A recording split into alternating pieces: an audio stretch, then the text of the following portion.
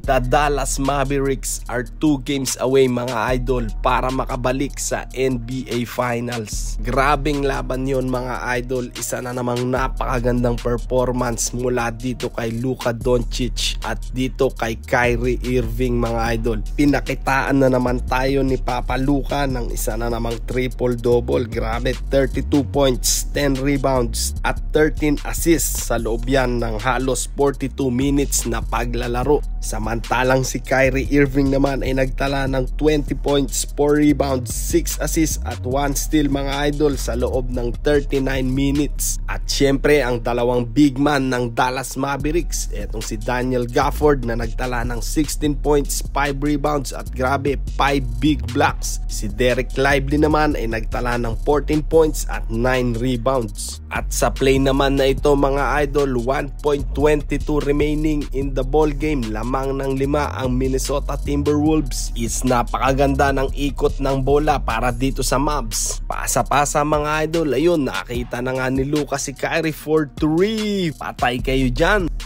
Dito naman sa crucial turnover na to mga idol, tinawagan ng last touch etong si Kyrie Irving, ngunit nag-challenge ang Dallas Mavericks at nag-success ang kanilang challenge. Last 12 seconds mga idol, nag-screen si Lively para si Gobert ang kumuha kay Luka Doncic at ito na nga ang nangyari mga idol.